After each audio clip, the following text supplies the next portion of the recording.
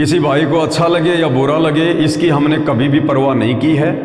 हमने वही संदेशा दिया है जो संदेशा देने के लिए गुरुदेव भगवान ने प्रेरित किया है, और साथ संगति में बिल्कुल निष्पक्ष भाव से संदेशे दिए जाते हैं। तो ये तो आप भूल जाना कि साध संगति से दूर होकर आप जी सतलोक प्राप्त कर सकते हैं या मोक्ष प्राप्त कर सकते हैं। अगर किन्हीं आत्माओं का पूर्ण मोक्ष होगा तो साध संगति से जुड़कर ही होगा, क्योंकि साध संगति से जुड़े बिना आप कभी भी अपने गुरु को परमेश्वर के रूप में हृदय से स्वीकार नहीं कर सकते।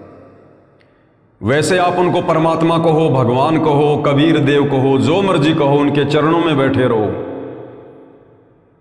परंतु जिस विधि से परमात्मा स्वयं को परमात्मा मनवाना चाहते हैं वो विधि केवल साध संगति में ही है। तो यदि किसी का मोक्ष होना है तो साध संगति से होना है।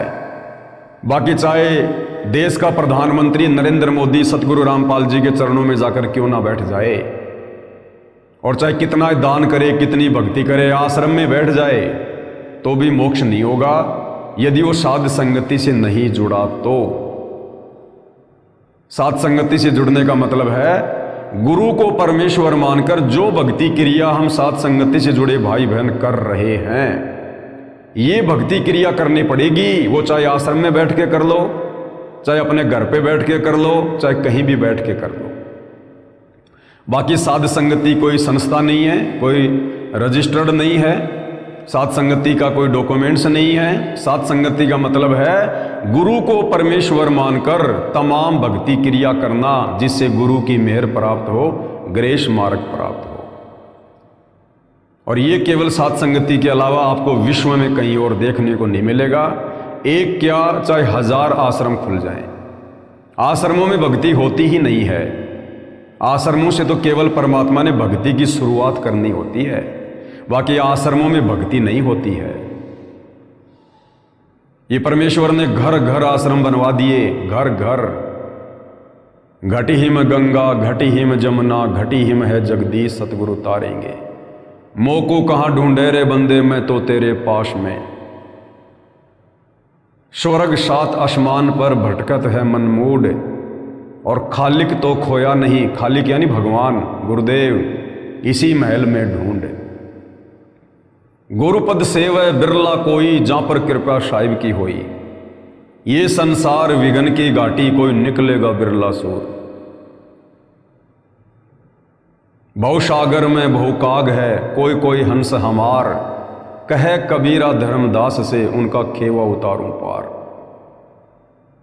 ये कोई सामान्य वाणियां नहीं है, कोई बिरले होते हैं जो पूर्ण मोक्ष प्राप्त करते हैं, और उनके लिए गुरुदेव भगवान अलग से व्यवस्था करते हैं हर कलयुग की पिछली पीढ़ी में। जैसे वर्तमान में साध संगति में उन बिरले आत्माओं के लिए परमेश्वर ने व्यवस्था कर दी। अगर 11 साल से गुरुदेव भगवान ने संघर्ष करवाया है, हजारों संदेशे दिलवाए हैं, गुरु को परमेश्वर मानने वाली भक्ति क्रियाएं शुरू करवाई है, तो ये कोई सामान्य बात नहीं है, कोई छोटी मोटी बात नहीं है।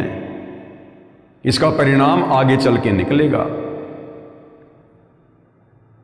और कितनी आसानी से साध संगति से जुड़ने के बाद हम भगत भाई बहन इन बुराइयों से दूर हो गए। आसान नहीं है। हमें गुरुदेव भगवान ने सृष्टि रचना में बार बार बताया, समझाया कि बच्चों, इस काल ने आप तमाम आत्माओं को अपने भोजन के लिए 3 गुणों में बांध के रखा हुआ है। त्रिगुणमयी माया में रजगुण ब्रह्मा, सतगुण विष्णु, तमगुण शंकर।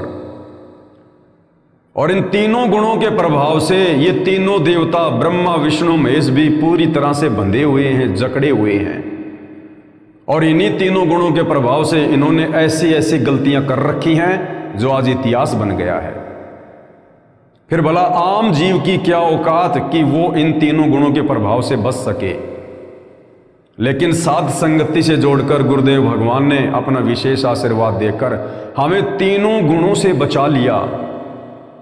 आज युवा अवस्था में साध संगति से जुड़े हजारों की संख्या में भगत भाई बहनों ने पति पत्नी से हटकर भाई बहन के रिश्ते बना लिए। ये कोई सामान्य बात नहीं है। 30-30 साल की उम्र में जहाँ पर शादी की उम्र होती है, वहाँ भाई बहनों ने आपस में, जो पहले पति पत्नी के संबंध में थे, अब भाई बहन के संबंध में है। ये गुरुदेव भगवान के विशेष VIP आशीर्वाद के बिना, तीनों गुणों के प्रभाव को निष्क्रिय किए बिना संभव नहीं है। जहां ब्रह्मा विष्णु महेश भी रजोगुण के, तमोगुण के, सतोगुण के प्रभाव से नहीं बच पा रहे, आप और हमारी दो कोटि के तुच्छ जीवों की भला क्या औकात की हम बच जाएं, यदि गुरुदेव भगवान का परम सहारा हम साथ संगति से जुड़े भाई बहनों के ऊपर ना हो तो इसी से विचार कर लेना चाहिए कि गुरुदेव भगवान का विशेष आशीर्वाद यदि पृथ्वी पर किन्हीं आत्माओं पर है तो साध संगति से जुड़े भाई बहनों पर है। बाकी अन्य भाई बहनों की जो गुरुदेव के भगत हैं लाखों की संख्या में, उनकी क्या स्थिति है आप जी भली भांति जानते हैं। दास अब ज़्यादा गहराई में नहीं जाना चाहता। बहुत सारे वीडियो बना रखे हैं, आप सबको पता है कि कितना राग द्वेष, ईर्ष्या, मनमुटाव, छल कपट, वैर भाव, निंदा चुगली, रजोगुण, तमोगुण, सतोगुण उन आत्माओं में कूट कूट के भरा हुआ है जो अपने आप को परम भगत मानकर बैठे हुए हैं।